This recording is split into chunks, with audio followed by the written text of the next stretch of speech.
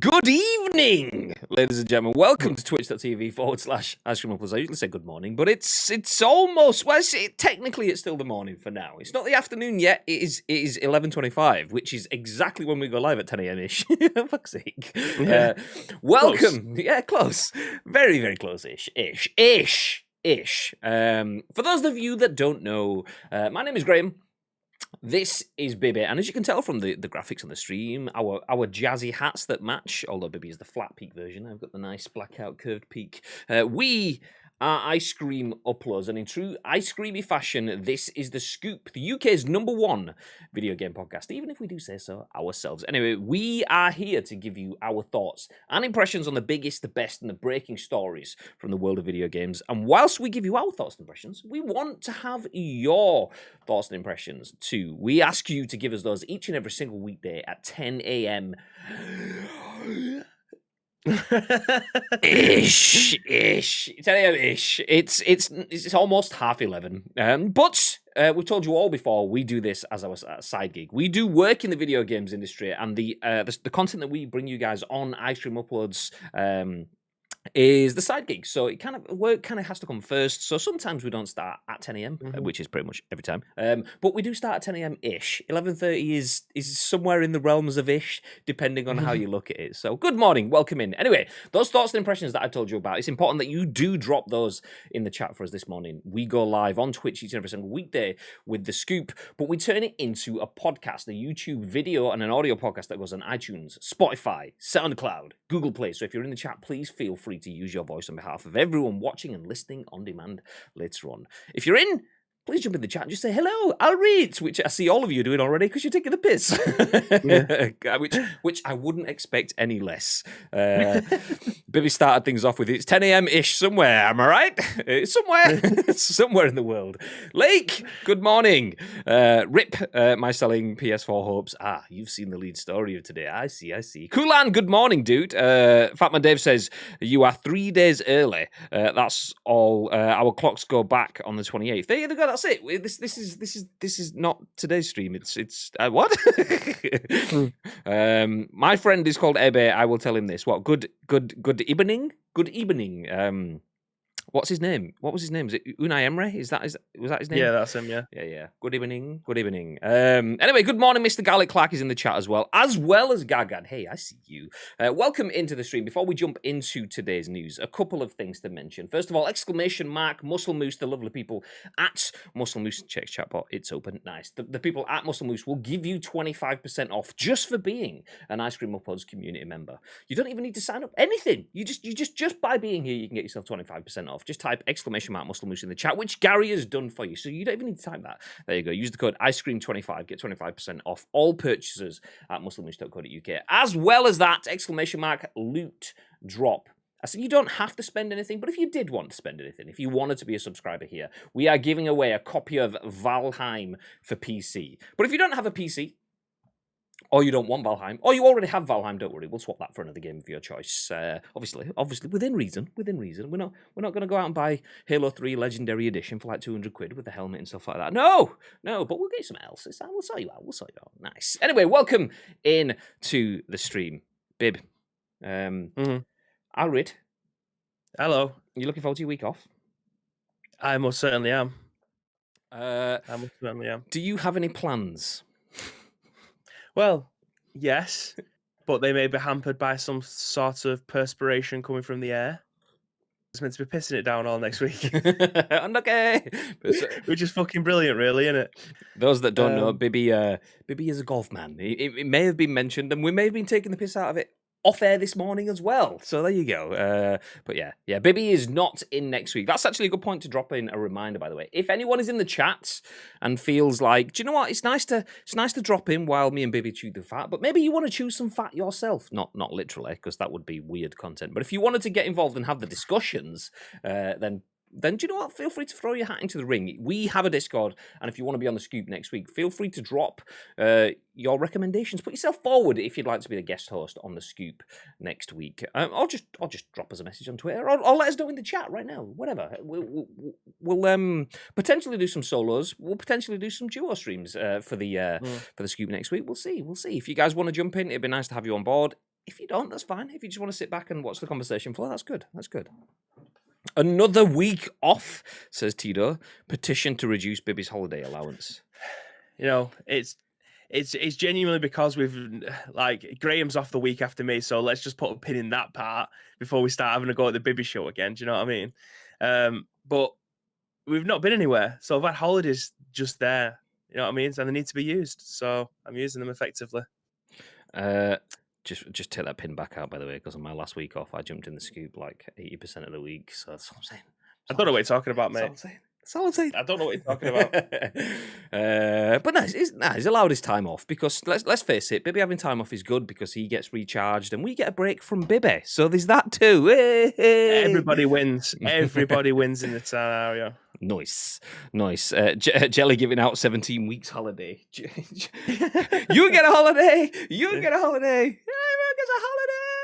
Anyway, that's enough of the holiday talk. Let's jump into some news. It's not quite holiday time yet. We do have a few stories for you today. Do you know what? I'm going to be honest with you. The news yesterday and the news the day before, I'd say it's taken a step down each day. A couple of days back, we were like, pow, big stories, big news. Yesterday was like, pow, some stories, okay, news. Today, it is a little bit sparse, but we will bring you the headlines anyway. There is some tasty bits within there, particularly if you like PUBG.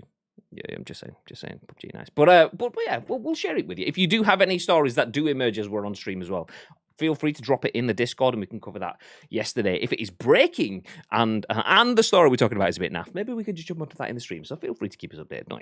Nice. Okay, we'll start things off with the first news story of the day. Do you have a PS5? Well, if you don't, which is probably likely because, you know, they are rarer than unicorn turds. If you don't have a PS5, the chances are you're probably playing on a PS4, or unless you're an Xbox player, obviously, or a PC, or a Switch. But if you're a PlayStation player, you're probably playing on a PS4. Statistically, as a PlayStation player, you are more likely to be playing on a PS4 than a PS5, just because of raw numbers. However, if you have a PS4, this might be of interest to you. Written by GameCentral. At the Metro, if your PS4 clock battery dies, you can no longer play games. This is according to an expert. Picture of a PS4 with a tagline, "What happens when the battery runs out?" ? Well, I hope you explained. So we'll jump into the article to see if they do. As the PS4 may have a ticking time bomb within it. Not literally, because that would be health and safety issues all over the place. But a report suggests that if the internal clock battery dies, so too will your ability to play games. The PlayStation 4 may be part of the outgoing generation of consoles, but it's still being sold new, and millions of people will be using them at home for years to come. Or at least that's what they will have assumed. Well, respected hacker Lance McDonald has made the surprising claim that if the internal clock battery in the console runs out, then the console will no longer be able to play games because of the way that trophies rely on checking the clock. When awarding trophies, the console checks its internal clock to make sure you haven't changed the date or time to cheat in a game. And if it can't do that, then games can't be run, regardless of whether they're digital or physical copies. I'm going to say that as letters. So the CMOS chip that includes the battery, or is it a CMOS? I don't know. Can be replaced, but it still needs to connect to a server in order for games to be played. And at some point, Sony is going to switch those off. Indeed, just this month, rumors emerged that Sony was preparing to turn off the shop servers for PS3, PSP, and PS Vita, which we may have discussed over the last 2 days in detail. But we're a long way off that happening to the PlayStation 4. But the reason McDonald was looking into the issue in the first place was for the Does It Play Video Game Preservation channel. When the PS4 CMOS battery dies, and it will, it renders all PS4 digital files unusable without a server reconnection. And in PS4, it also kills disc playback, wrote McDonald. Sony has not yet confirmed or denied the information, but it once again puts into sharp relief the differences between Sony's attitude to game preservation and backwards compatibility and that of Microsoft. Once considered a niche issue, Microsoft has curried considerable... I love the word curried. Nice. Microsoft has curried considerable favour amongst gamers for its legacy features, even though the Xbox back catalogue is inarguably weaker than the PlayStation 1. The last thing Sony wants is the suggestion that all PS4 consoles have a built-in life expectancy, but at the moment, that's exactly what McDonald is suggesting. So, it's kind of the theme for the week. if you want to buy games and play games and own games forever, then Xbox is the place to be. PlayStation doesn't seem to be there. Not that they're taking new steps, not that their latest decisions are jeopardizing any of that. All of their latest decisions are about trying to get things to work forward. But this shows you just how ahead of the curve Xbox have been. Their consoles are built for the future. Their stores are built for the future, and their games are built for the future. Not sure the same can be said for PlayStation. Babe, what are your thoughts? Yeah, I'm just actually Googling what a CMOS battery is and what it looks like. Because can you not replace it? Is it not worth, well, I say it's not worth replacing. Yeah, it looks like a watch battery. So is it just a case of you can't take it, people won't be comfortable doing it themselves, or it'll cost too much to take it to a shop for them to take it apart and then change the battery yourself? Like, surely it's easy enough to be able to change it. I've literally just Googled it and it looks like a watch battery. It just depends on placement within it, because I remember wanting to change something. What was it I wanted to do? I wanted to put the thermal paste on my PS4 Pro, because it just fecking overheats. If you breathe near it, it's too warm for it, and it starts overheating, as PUBG smoke grenades found out many times. But even just getting to that required literally about 30 screws to be taken out, so you can take out different parts of it. So it might be a case of that. It's hidden well within. Interesting that it won't play discs though. Like, fair enough if you can't go to the server because the server requires your local time to be able to get onto the server so that everything matches up. You're not going to the service before or after the allotted time. That's just like your PC can't do the same. It needs to be live. It needs to have the kind of connection to be able to pull the date and time through to be able to have access to certain things. That's fine. I absolutely agree. But not to be able to play discs, that's a bit weird. Yeah, it does seem a bizarre a bizarre decision. I know they're probably thinking, okay, well, this battery is going to last X years, and with that, they're probably thinking, okay, that's going to be 10 years. The console life cycle is going to be 7 years, so that's going to be more than enough. If someone's playing it day in, day out for 10 years, yeah, batteries can degrade even if you're not using it. But if someone's playing it day in, day out, we'll get 10 years out of it. If someone's going to play it partially, sporadically, we might get 15 to 20 years out of it. So they're probably thinking that's more than enough life. So it kind of does make sense. I mean, when you drill down to it, it's not too big of an issue, really, because a battery might last 10 to 15 years. The overwhelming majority of people, it's probably not going to impact on. And if it can be changed out, then, okay, well, that's another solution then. If people are still playing their consoles 15 years after they initially launched, they're probably going to be the people that are hardcore enough to want to open up a console and change out a battery. So that's probably not that big of an issue overall, but it's more the overriding message, isn't it, in terms of how many times this week have we spoken about how PlayStation, who did no wrong throughout the last generation, obviously they did, but now everything just seems to be, it's not wrong, but it's not right either. Yeah. What do you guys think? Yeah. What do you guys think? Jumping back through the chat, today's news is about Monopoly and a new version of Connect 4. No, Connect 4 has already been won, mate. If you hadn't seen our Insert Coin stream from last Wednesday, me and Bibby absolutely loved Connect 4. To be fair, I mean, I was starting out with a bit of a brag because I won. But let me ditch the brag and say that was probably some of the 2 minutes of the most intense gameplay I have ever had on stream. I mean, it was unbelievable, wasn't it? It was like a game of chess. Obviously, it wasn't. It was a Connect 4, but my God, there was no one was talking. Everyone was waiting to see what the next move would be. It was unbelievable. It was so you've seen Bibby play so many different games. You've seen me in intense shootouts in the final 4, final 3, 1v1 in the battle royale. Can he clutch the moments?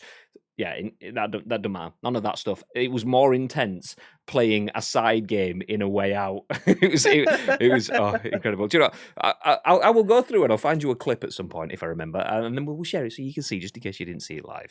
But yeah, jumping back up, it's easy to get distracted when someone mentions, just that. Breaking news: I'm on holiday next week, says Yeehaw. Okay. Yeehaw's on holiday. Bibby's on holiday. I'm not saying there's some sort of secret romance going on there. We're both going to play golf, mate. Or not, if it pisses down. Yeah. No, you've just stood there anyway, just absolutely drenched. Fuck it, best time of my life. Yeah, I'm buying some waterproofs tomorrow. You're always on holiday, says Tito. It's just he works hard, the poor lad.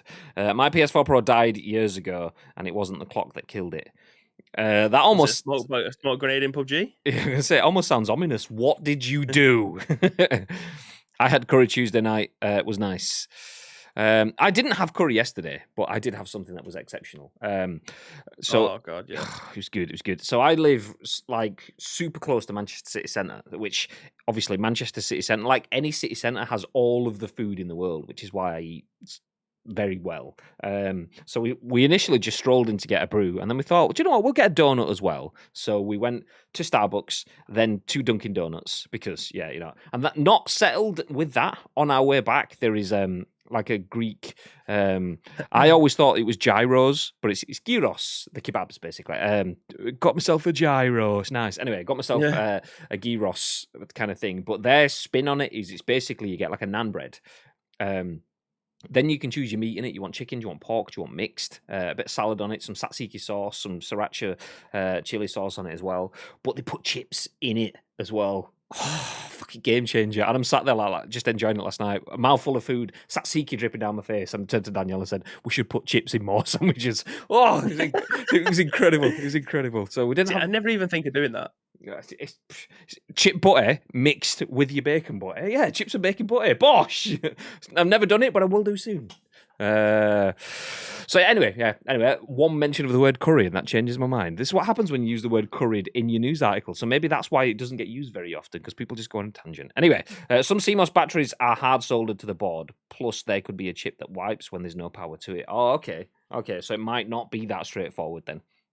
It's the same with the N64 cartridges. They have a battery too. Says Ads. Good morning, Ads. Gary says the worst part is that if the battery can't be swapped out, the collecting side of PS4 stuff is going to be very sparse in, say, 20 years. So basically, buy in bulk now, keep it all safe, and in 20 years' time, those games that in 10 years' time drop down to 70p, 79p, 80p, a quid for that game, go back up to 80 quid, as we've seen with all of the SNES stuff. But 120 quid, because 200 quid, because there's less of it. Do it now. Buy in bulk. Basically, anytime we release a game or we work on the marketing for a game, just buy shitloads of it for future preservation and absolutely not to help our sales targets. Nice. I was more nervous watching YouTube play Connect 4 than I am watching a penalty shootout. Yeah, how do you think we felt we were in it? It's like full on that moment where you're stepping up, knowing you're the last penalty taker, and if you miss it, it could be game over. But over and over again, on every one, you were the last penalty taker. Just the same person going up once over and over again. No, sorry, mate, you scored that one, but you're going to have to go again. Fuck! Okay. I'm just better. I always thought civil servants had lots of holiday. Turns out I've been lied to my entire life. And okay. Gyros roll. Gyros roll. Popeye's chicken is coming to the UK. That shit is so good. I saw that story. Although I was like, then instantly like, oh, that was literally my reaction, because it was like, Popeye's chicken come to the UK. That's the and then it's like, over the next 10 years, you're like, oh. So yeah, instant. It's like giving you something. No. There's something else that was coming. Oh, it was Chick-fil-A, wasn't it? Chick-fil-A, there was only one. I think it was in like Reading or something. But yeah, that Popeye. I saw it when Ravi posted a picture yesterday on Twitter. And I was like, I don't care what it is. That looks absolutely amazing. And I need that by the bucket load. It looks unreal. I've never had one before. Popeyes. I mean, to be fair, I've had Popeyes twice. And I can tell you a different story in terms of if you want me to say if it's good or bad, my answer changes depending on which one I had. So I went to Florida on holiday, went to Popeyes, and it was...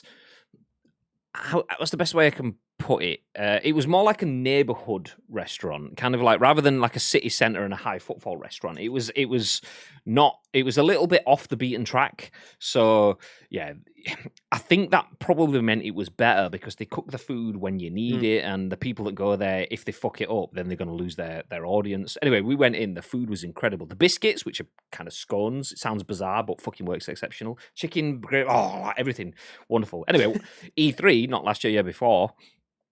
I'm there with this mindset of Popeyes is incredible. Popeyes is incredible. I went off the say of a taxi driver. Me and Danielle and Chloe was in a taxi, and this taxi driver goes, his words, not mine. He was like, "Trust me, I'm a black man."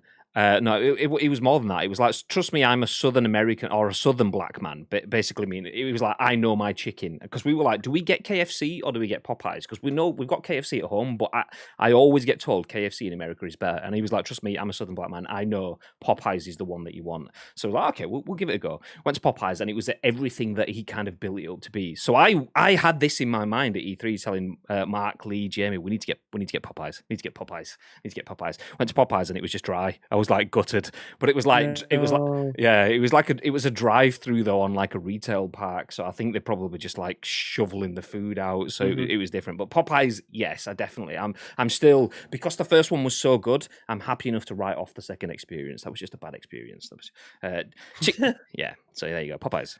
Somehow we always manage to drop back to food. It's me talking about, I know, one word of curried in the article, and that's it. We're talking about different experiences. That's fine.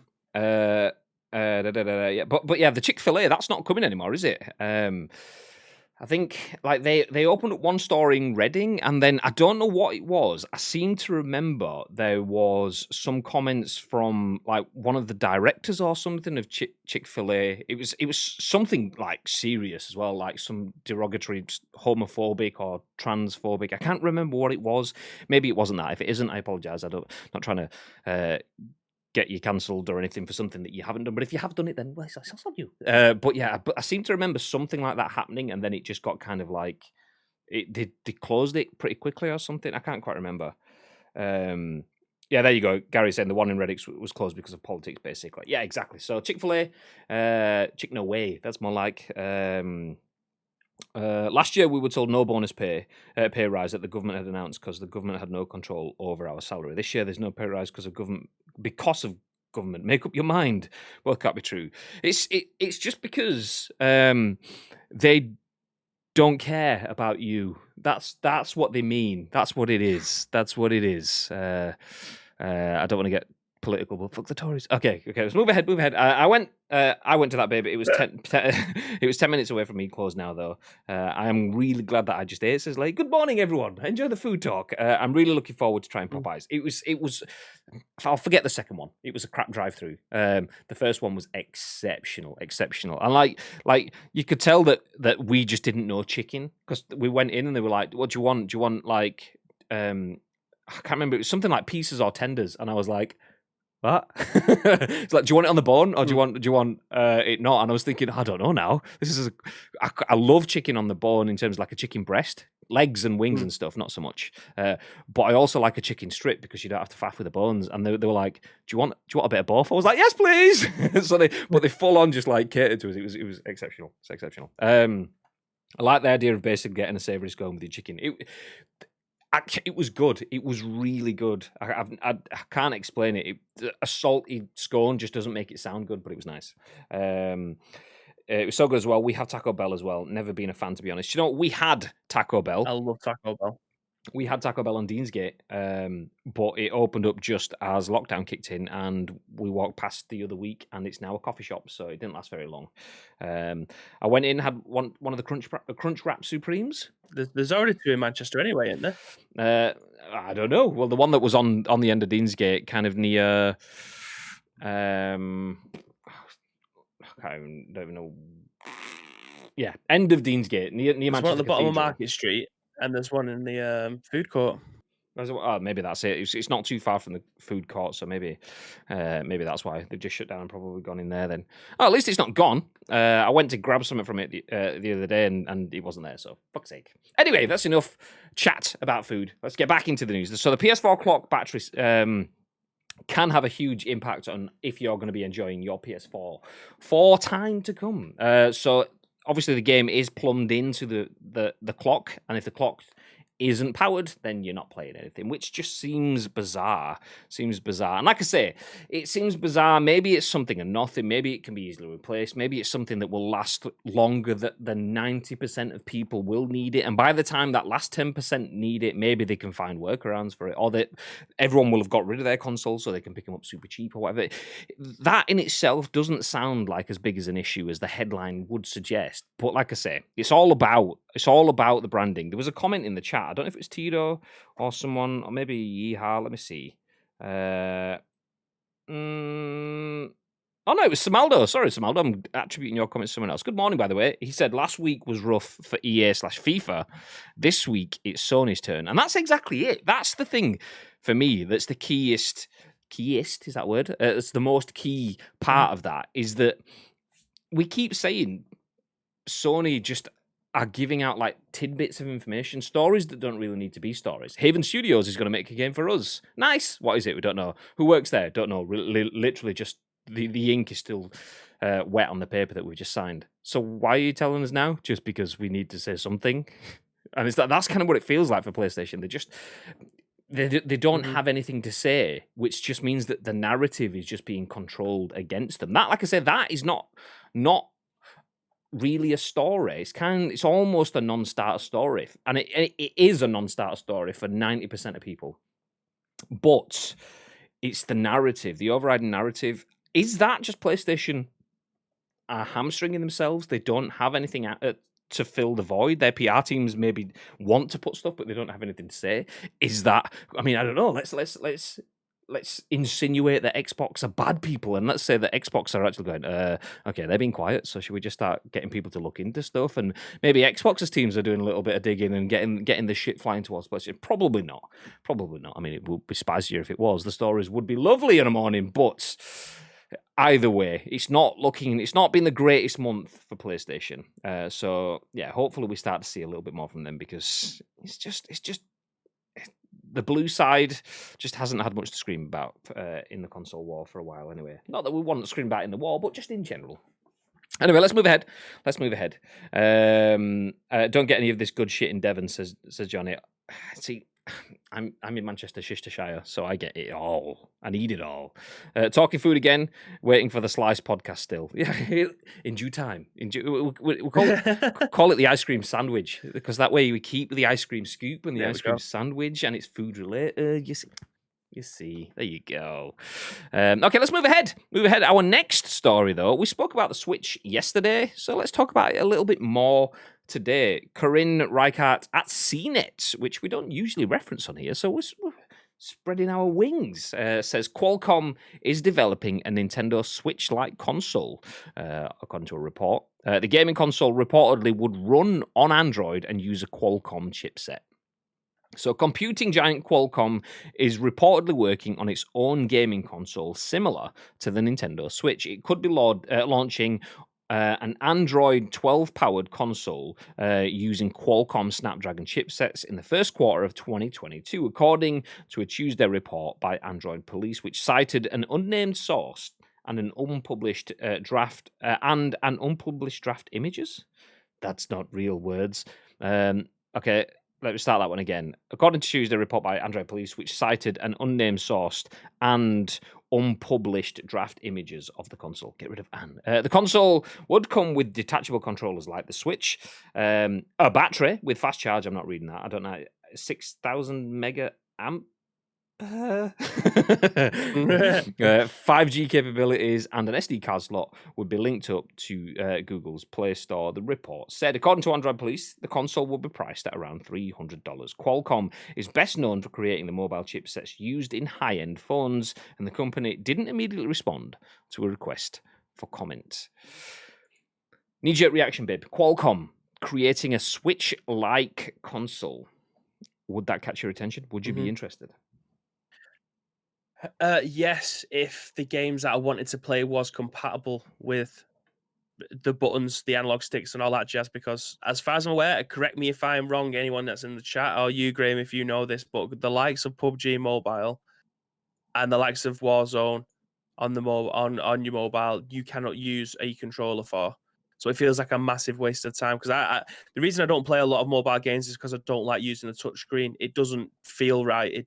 I just can't get into them. There was a game that I was playing on my mobile for a very brief amount of time called Life After, and then I realized that there was bringing a PC version of that game out, so you could play it in your browser, but they haven't moved it over to Europe yet, so it was only in, I think it's China and maybe Korea at the moment, but that version is available on your mobile, so you can play it. It's a very good game. It's basically like an MMO survival horror game.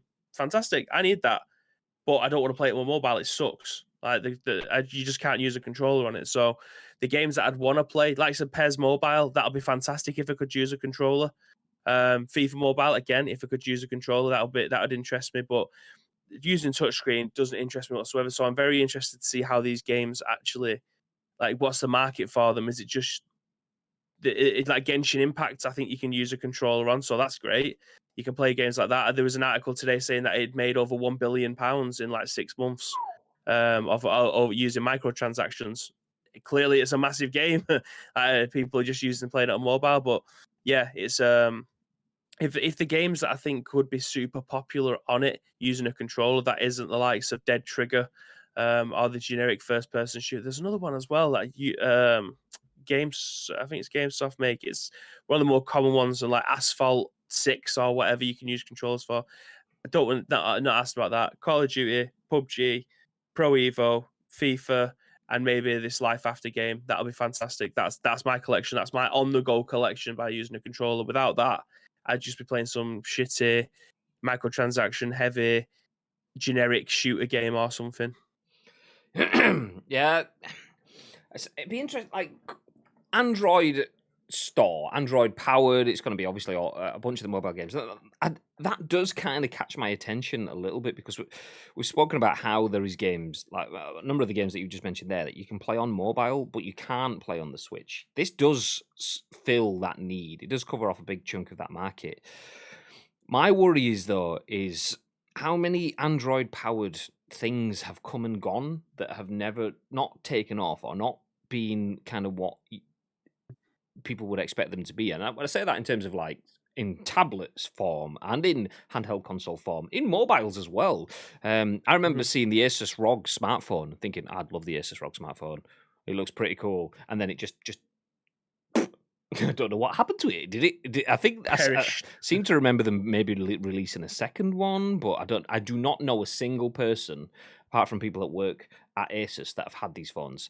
And then there was another like handheld Android powered console that was at E3 a couple of years ago that was supposed to be something, and it just didn't. It just kind of came and went, didn't really catch the attention. And not that I think it's an Android thing, because I've got nothing against Android. I use Apple, but I'm not an Apple fanboy. But I mean, obviously Android is a system that you can use. It's more open source. You can do what you want, a bit more on top of it. You can build on it than better than you can on iOS. I mean, I don't believe you can on iOS. So that's why they all run it. But it's just, in my head now, Android-powered devices just almost seems like it's... I come with the preconception that it's not going to be great. It has to go... Yeah. It has to do something bigger and better. And then when you say Android-powered device, I'm like, okay, well, you've already got my attention, but not in the greatest way. And then you say anything -like, Switch-like. Well, if it's Switch-like... and it's an Android device, then okay, well, I'll just use the Switch, thanks. I know the Switch isn't giving me PUBG. Switch isn't giving me Call of Duty, and this could, but is it gonna just? I'm not convinced. I'm not convinced.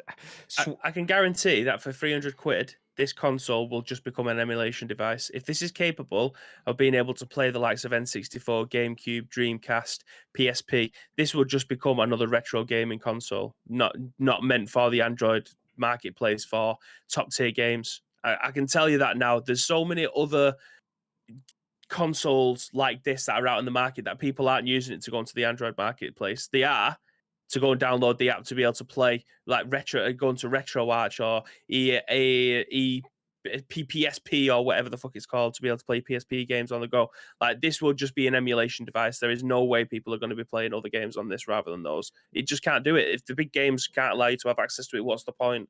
Yeah. You're not aiming it at them. You're aiming it at a completely different market. And that's maybe where they can get a load more money. Aim it at, rather than, you can't play these games, these top tier AAA games that are doing really well at the moment. But if you're a seasoned gamer, shall we say, and you like all the retro shit, you can play all of those in. You'll probably get more money that way, because no one's picking this up to be able to play. Picking it up, can't play PUBG, can't play Warzone. Okay, what am I doing then? Okay, I'll just go and sell it. Like, it's a completely different market. Yeah, because you think of it as well, is it took Switch a long time to break through, and they have done now. But you rock up to whatever community event, if communal events ever happen again, they will do, believe. But everyone's sat there playing Animal Crossing, selling turnips or whatever the fuck you do in Animal Crossing, and you're just sat there with your Android device like, hi. Well, I could play PUBG Mobile. It's like, yeah, I've got a mobile as well, mate. I don't play PUBG Mobile because I don't want to play PUBG on my mobile. Okay. no, okay, yeah, no, that's fine. They just sat there in the corner. Loads up PPSP. I'm not going to lie. I was watching the PUBG Mobile esports last night, just before I started playing more Resident Evil, obviously. So I was watching it for like 45 minutes or so, and that PUBG Mobile looks so smooth, man. Like, it looks like a really, really good game. It's the touch screen. I don't understand. Like, fair enough, you want everyone to have a level playing field, and I absolutely understand that. That, in the interest of fairness, is the best way. But surely you can, like, segregate them out. Like, if you plug a keyboard and mouse into your console, now you don't play with PlayStation or Xbox players, you get moved into a different category. Like, can we not just do that? Give everyone else the opportunity to be able to, who's got fat hands that can't hold a mobile properly like me, give me the opportunity to be able to do it. Yeah, PUBG Mobile is, I mean, to clarify that as well, when we're saying we don't want to play PUBG Mobile and we don't want to play COD, not that the shit games, it's just that's our preference of platforms and choice. Obviously, touchscreen, like Bibi mentioned. I don't want to sit there with limited screen real estate and then have my fingers over it. Because I find I've not found a control scheme that works perfectly. Playing football games, playing shooter games, some of it feels good, but then my fingers are in the way at key times. It could be someone's like peeking a corner and I can't see it because my dumb middle finger's just there lingering in the midair, like get the fuck out of the way. So yeah, it's Qualcomm. Yeah, great. You make exceptional chips, and they're used in all sorts of devices. But just because you have the backing and you've got experience, what's the difference? What's the USP? We've seen Google fucking massive experience, and they've had one of the biggest ball fumbles that's ever been had at least in the last few years anyway, when it comes to video games. We've seen Amazon owns Twitch fumble with Crucible. So huge powerhouses can fumble the ball when it comes to video games. Just because you can make consoles, it's not like Noah's Ark, build it and they will come kind of thingy, or is that even Noah's Ark, or was that just a Wayne's World reference? I don't know. But yeah, build it and you could still just drop into a market that's saturated with some developers' attempts at making a console that does something different. Nah. David says it is a massive pain in the ass. Yeah, it is. MAH equals milliamp per hour. There you go. Bibi wearing a bib, tucking into a Graham Sunday. Easy, Tiger. That's a different show. Gary says Qualcomm developing this will no doubt end up being a disaster, in my opinion. The trouble with anyone trying to replicate the success of the Switch is that the reason why the Switch is successful is because of the people being able to play Nintendo's first-party games on the go. Qualcomm won't have that, and unless they offer something totally worth it, this will fail, I reckon. That's it.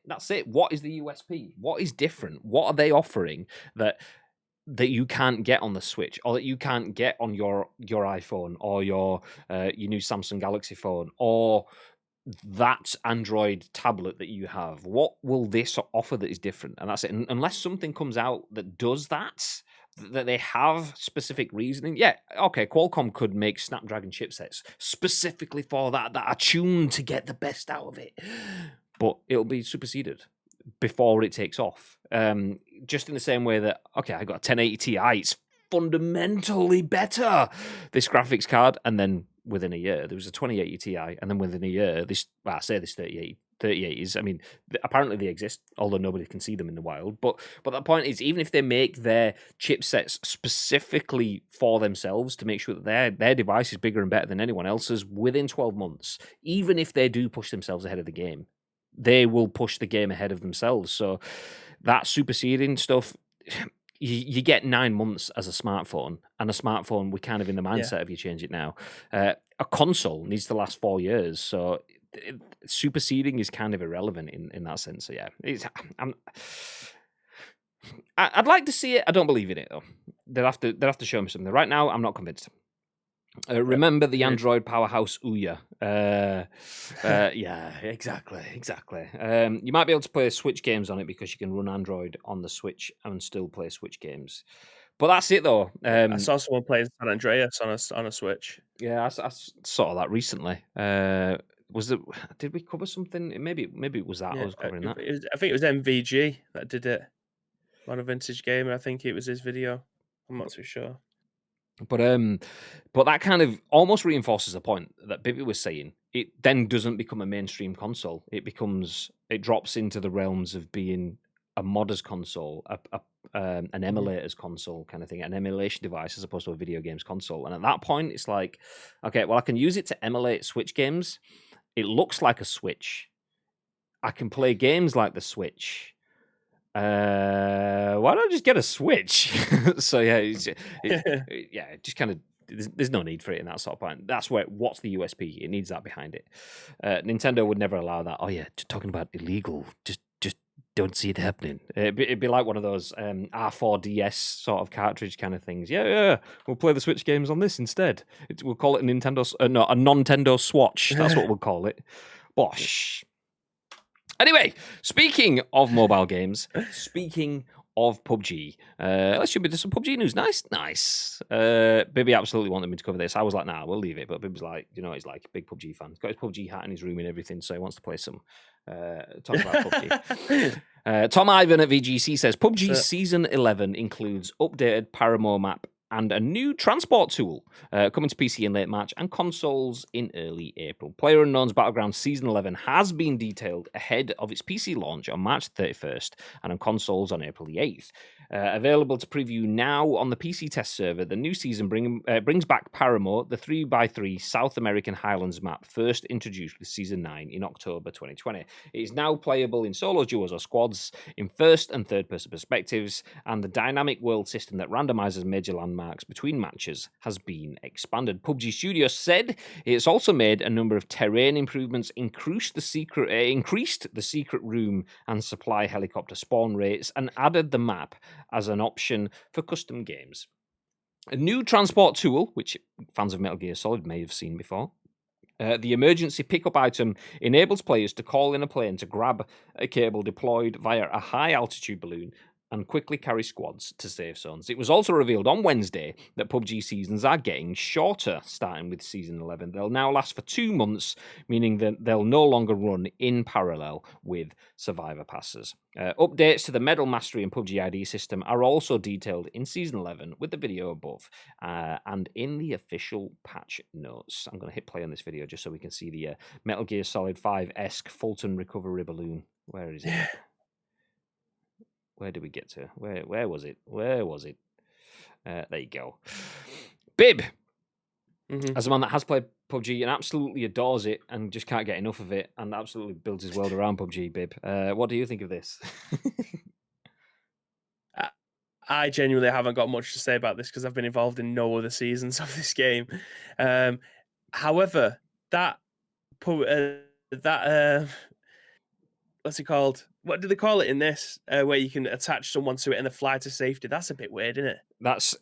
It's basically the Fulton recovery method. So say if it's almost like if you're on the arse end of the map, and the circle goes to the other end of the map, and you want to get into it, you can essentially pull up a balloon which flies up, and then you get dragged into the safe zone, and you can jump off and parachute in again.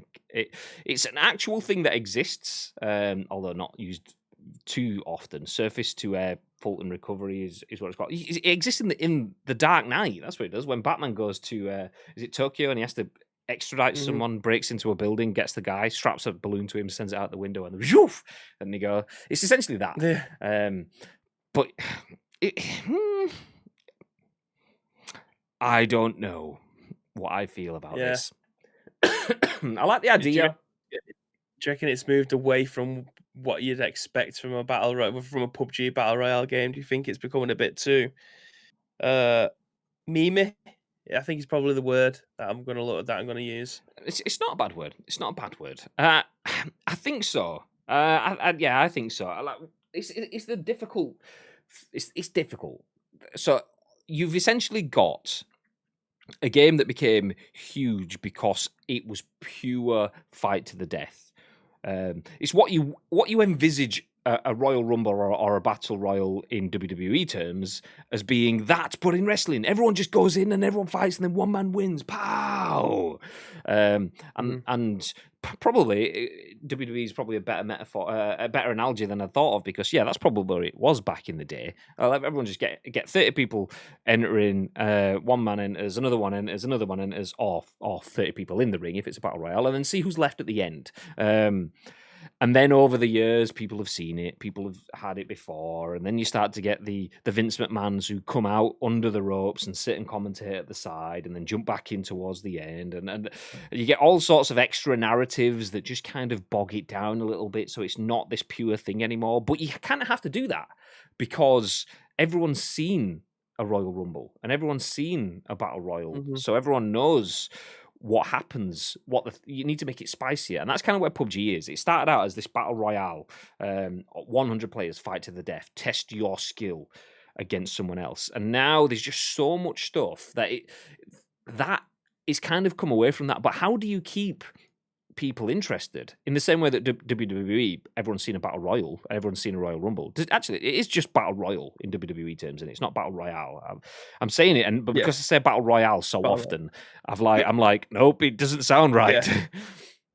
So because everyone's seen a battle royal, they know what the score is, so you have to kind of make it spicy, and that's where PUBG is. Everyone's played it, so now they have to make it spicy. They have to add new things in. So we've got different vehicles, we've got different weapons. You can now calling a plane that will come and pick you up with a balloon that you'd get dragged into the circle on, or you can go to a map that changes every time, and there's loot, like secret rooms that you have to get keys for to get into it. I like the idea of it, but I want PUBG in my mind to be split into three avenues. There's what I would call, I call myself a casual gamer, but I don't think that fits anymore, because there's ranked, which is the people that absolute take it super serious, sweat it out, want to get the wins, will happily camp on stairs because it gets them towards the win. I want fun while I'm playing it, so ranked just doesn't apply to me. Get rid of ranked for me. Some people absolutely adore it, and fair play to them. For me, not interested. I don't want to play ranked. So I would class myself a casual, but this is too casual for me. So in my mind, I want ranked, core, and casual. I'm the core player that just wants the core experience of Battle Royale. If I want to play with volcanoes and Fulton recovery balloons and things like that, then I'll jump into casual. If I want to play some super competitive stuff, I'll jump into ranked. But generally, I just don't want any of that stuff in my game. I just want to play a 100-man fight to the death. Boom. Give me that. Let's go. Big maps, not tiny maps. Yeah. Let's go. PUBG, never heard of it, mate, says Gary Clark. Get out of here.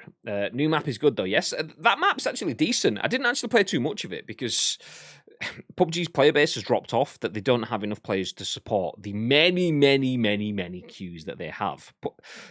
People often think PUBG's dead because the queues take longer to get into than a game of Fortnite and call like that, but it's because PUBG has first-person perspective queues, third-person perspective queues, solo squad and duo in first person, and third-person perspective, and they had that across multiple maps and stuff. So there was like someone tallied it up, and it was like 35 different queues you could enter in for games on PUBG, whereas Fortnite or something had like 5 or something like that, which is why it takes longer. Anyway, that's why they added bots and stuff in to try and fill out lobbies so that people can get to games quicker.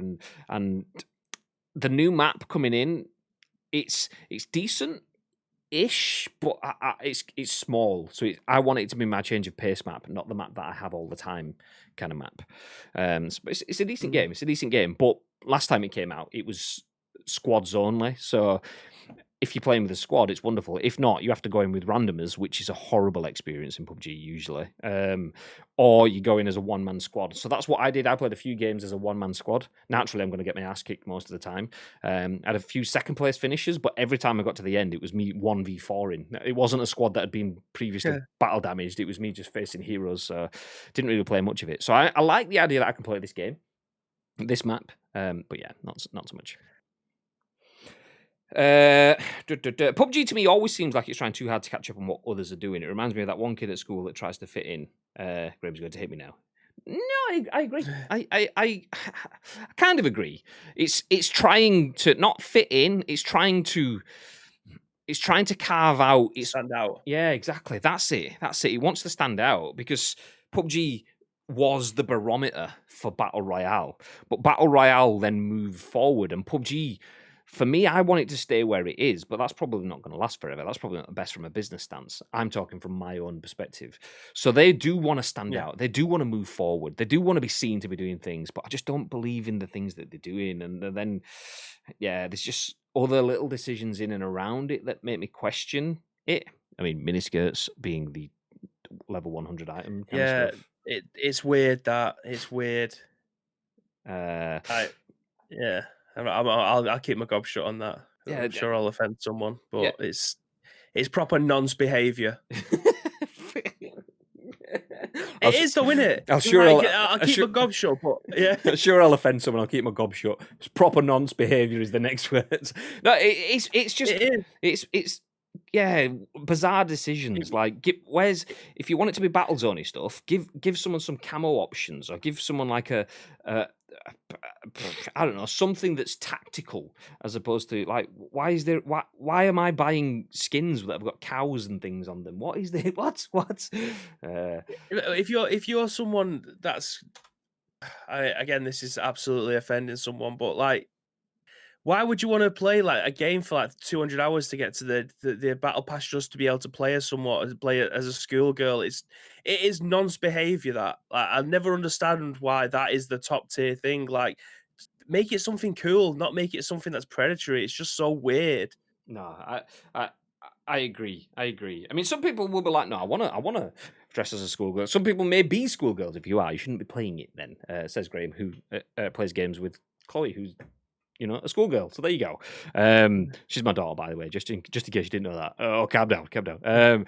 So some people, it will appeal to them, and that'll be what they want. But it's just, but for me, it's not what I want, and I think that's the issue for me. Is I don't like the content choices. I don't like the function choices. Just give me a big map.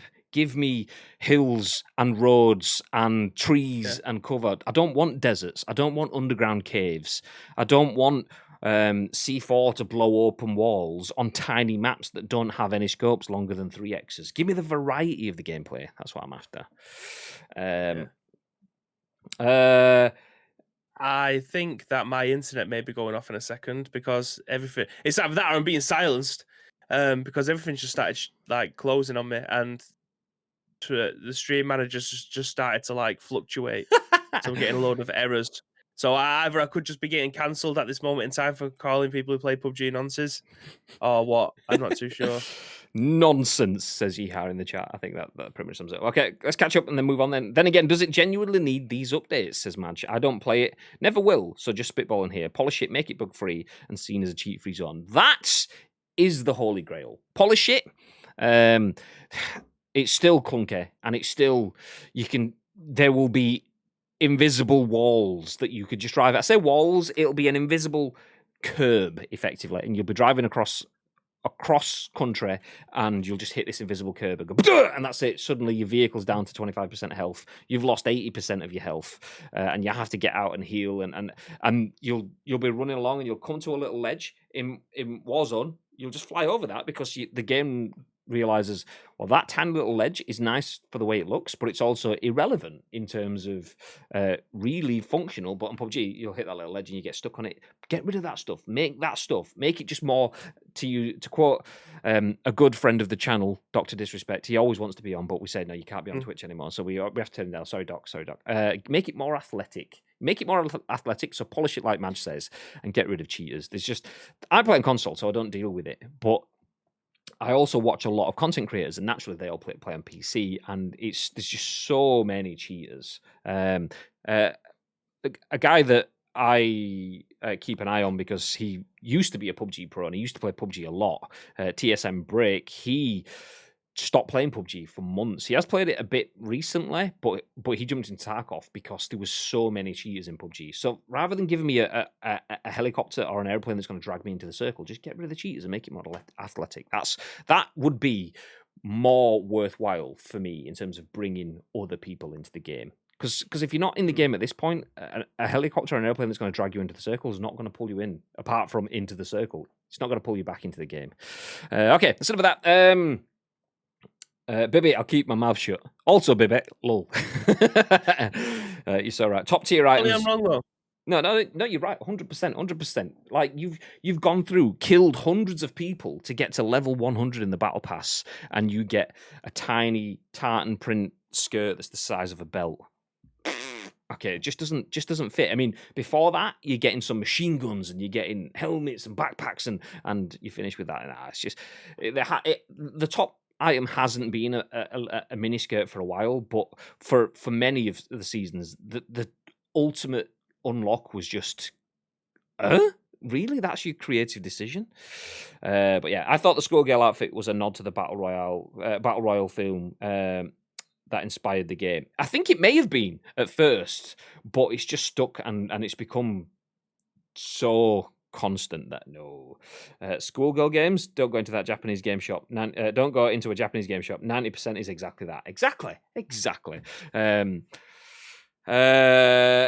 That's a minefield I'm not going near, says Marge. And the Misty says, as Gary Clark knows, go into the second floor of a Japanese game shop and you'll find even more interesting content. No, let's leave it alone. But I think that's it, though. This is kind of the problem, is the content isn't bringing people in. So this balloon to drag people into the circle, the new season pass, the new season and the new battle pass, whenever that comes, or season pass, they're just not inspiring people to come in. The content isn't speaking to new people. And then the content that's within the game is speaking very laser focused. You can tell it's made by Korean developers, because you were talking about like Japanese game stores being quite interesting. It's that niche, and the best games don't cater to cultural niches. You create to your video game niche, and just making like schoolgirl outfits and things like that is a cultural niche. Yeah, obviously there's a lot of people that have a huge interest in Japanese culture and video games and anime, manga, and all of that sort of stuff that will be like, okay, this speaks to me. But there's also a lot of people that don't, and okay, every now and then, fair enough, but so many in-game decisions are so niche, and then it's just not great. Anyway, we've gone over this before. I've gone over this many times, even off this. So let's finish up with our last story of the day. So we've already spoken about mobile consoles or portable consoles. Qualcomm, makers of the Snapdragon chips, are potentially making a Switch-like console. One game that you might be able to play on that could be Rocket League. And if you missed the news yesterday, our final story is that Rocket League Sideswipe has been announced for mobiles. This is written by Tom Ivan at VGC, and a standalone free-to-play game will be released later this year. Psyonix has announced a new Rocket League game for mobile devices. Rocket League Sideswipe is a standalone free-to-play title scheduled to launch worldwide for Android and iOS in 2021. In an announcement post, Psyonix said Sideswipe retains the core competitive gameplay of Rocket League, but it is played from a new side-on perspective. Players compete in 1v1 or 2v2 matches, each lasting for 2 minutes. Let me just hit play on the video. I've not actually watched this, so I'll keep it on whilst I continue reading. Rocket League Sideswipe will feature mobile controls that are easy to pick up, whether you're a master of Rocket League or a new player still learning your way around the field, Psyonix said. Plus, there are advanced mechanics just like Rocket League for those who want to climb the competitive ranks. In the garage, Rocket League Sideswipe will have a robust car customization similar to Rocket League. The game will also include an online ranking system for competitive play. A limited time Rocket League Sideswipe alpha test launches today in Australia and New Zealand on Android via the Google Play Store. Details on future betas, in addition, will be revealed in the coming months. Epic Games acquired Psyonix, so we know all that stuff anyway, but there you go. Pretty intense from someone that actually enjoys Rocket League, that trailer. But anyway, Bib, what are your thoughts? Could you see yourself playing Rocket League Sideswipe? This actually looks pretty good. I genuinely think I'd probably be better at this than I would be at the proper game. Like I said it before, like my brother is just unbelievable. He does something called freestyling, where you have to run the ball up a wall and do all the aerial shit, doing flips, and then you have to try and score. Like one person will have a go, then another person. I never even knew it was possible until I see him at an esports event trying to do this. And yeah, I can't do that on the console version. But I'll probably be a bit better on this version because you don't have to move your camera around. You literally just up and down, fast or slow, and then you just use the momentum and gravity to be able to do that, which probably benefit me a little bit more. But yeah, I think this is going to make them a lot more money. Do you know what I mean? Like they're obviously making a ton of money through the PC and console versions of the game, but this has all the makings of this being another massive, massive success for them. Yeah. It looks it almost, how can I describe it? It almost looks like take the best bits out of Rocket League and condense them, because you've essentially gone from an arena battle, so a 360-degree, a goal at one end, goal at the other end, and there's a lot of potential for what can I say, mid-game sort of play. So when the ball drops, everyone contests it. Someone scores a goal, and it's amazing. But then you can have some lulls in between that where the ball just gets stuck in the corner flag. It's almost like you're playing for time. You can get a lot of that in Rocket League. Obviously, that's contextual, so it fits in the shape of the game.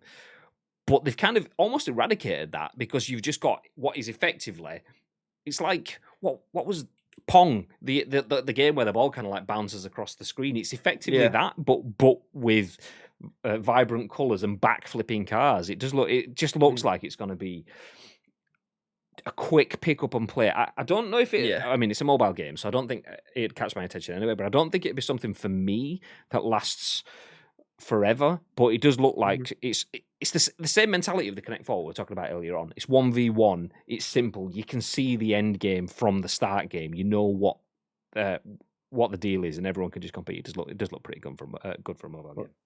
For any Did you ever play that football head tennis game when you was in school? It was like a mini clip or a Newgrounds or something. I can't remember what it was, but you had like jumpers for goalposts. That was a game, and then it was like Soccer Superstars, and you had like a head tennis one where you just pick two players. One, your mate would be on one side using the arrow keys, and then you'd be on the other pressing WAS and D, and the ball would just be up in the air like that, and you have to jump up and head it into the net behind them. That's what this reminds me of. Surely I'm not the only person that remembers this game. I kind of do, but I also can't place it specifically. If I saw it, I'd probably like, oh yeah. But that's also kind of the foundation for a lot of games. Even again, A Way Out, the game that you absolutely schooled me on when we were in the arcade, where you've got like that one looked very much Pongish, where we had to hit a ball over a central like wall and get it to hit the floor, almost like tennis. Effectively, it's the theory of tennis. Knock a ball over, and if it touches the floor on the other side, you win. Although tennis, you do get a bounce. But that's kind of how it was. It was like beep, jumping, knocking it over in that sort of sense, and that was It's so simple, but it's literally 1v1, person versus person skill. Here's the simplest mechanic. Are you better at it than that person? And I think that's kind of Rocket League is a simple idea. Put a ball in a net, that's it. But then you add in all of the physics around. You've got acceleration, you've got impact, you've got rebounds, you've got boosts, you've got verticality in it as well. And it suddenly becomes a simple concept that actually becomes not difficult, but you can become exceptional at it. I'd say anyone can pick it up and play it. It's this. Oh, fuck it, I hate that anyone can play it, but it takes a long time to become a master. But that's kind of what it is. Some games you can pick up and play, but Rocket League is one of the easiest games to pick up and play ever, but also one of the hardest games to become an expert at. Oh, Bibby's found it. Let's have a look. Mm-hmm. Yeah, Mousebreaker, that was the website. But this is from 2016. I'm talking about ones that was 10 years before that, like when I was in secondary school. Like there used to be Mousebreaker, Miniclip, Newgrounds. I can't remember what the other one was. But these websites just had all of the Flash games. I don't even think Flash works anymore. But they all had like a ton of different games. Click and play on it. Okay, back to you. Ah! Wow, that was the loudest game in the world. Let's just choose your team. England, nice, go. Did you have jumpers for goalposts? That was like